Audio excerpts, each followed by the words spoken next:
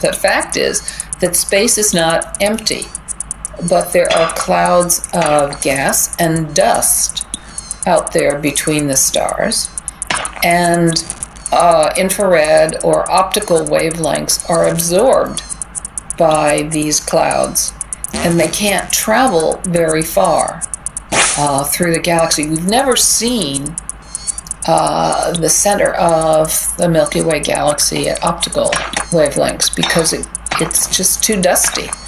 But radio, the wavelengths of radio waves are not anywhere near the size of the dust particles in these clouds.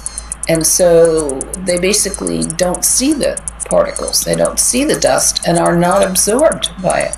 So we've been looking at the center of the galaxy at radio waves from very early times in this scientific discipline.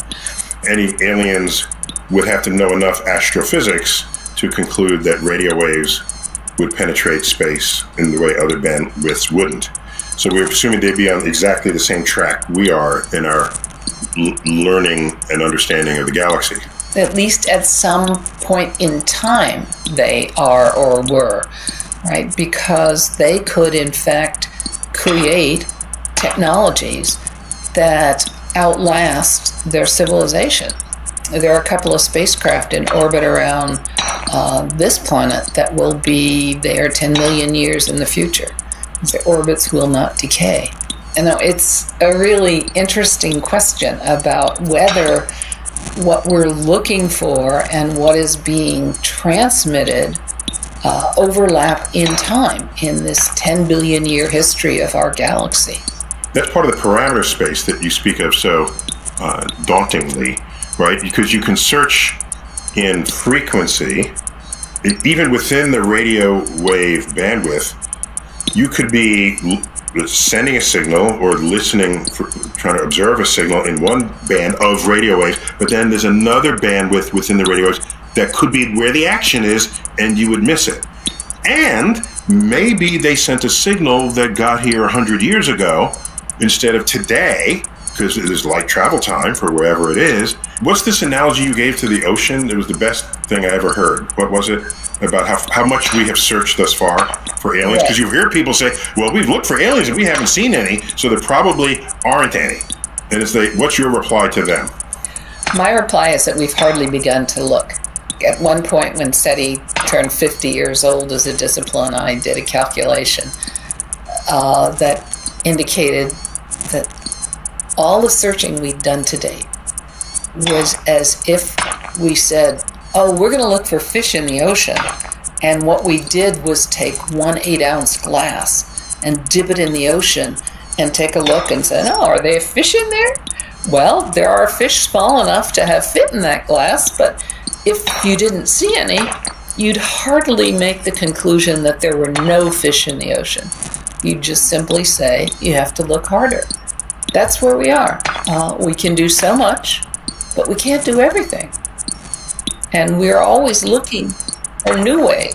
If you had told me that calculation when I was just coming on and I wanted to be like a SETI researcher, I would have given up in that moment. I would have said, okay, I'm taking up another job. Well, you might have, but on the other hand, if you're stubborn, you might have turned that around and said, wow, this is one of the most interesting questions that humans can ask about themselves and their place in the cosmos. And if you were to succeed, you would by inference know that it's possible to outlive your technological infancy and to have a long future. Because if the future isn't long for technologies in general, there aren't ever going to be any two that overlap in time.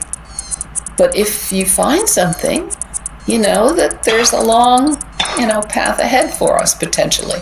We don't necessarily have to destroy ourselves. So that's a profound inference from such a simple bit of information you would glean. Let me see if I can restate it to make sure I understand it. You're saying if technologically proficient civilizations lasted only 1 or 2 centuries, and then they rendered themselves extinct, something bad happens, or it took them that long to even get to that point, and then it doesn't last long, then when you come upon a planet at a random time in its own evolution, because it could have just been born a million years ago, or a billion, or 10 billion, you don't know if you're hitting it at exactly that time.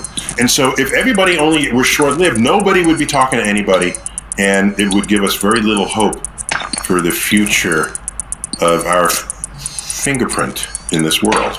Is that a fair characterization of what you just said? That's correct. But if you don't go looking for it in as many ways as you possibly can, you'll never find it.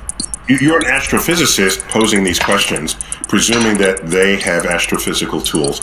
And I'm wondering, if comedians were doing the search, would they presume that the other civilization would have comedians? Is this a natural extension of our own bias? I mean, I don't know about that, but I definitely know that I've played some gigs where I've wondered whether there's any life out there. Intelligent life, definitely. Intelligent life, definitely. Is there anything there? Let's head out to our cosmic queries about now. You collected them, Matt?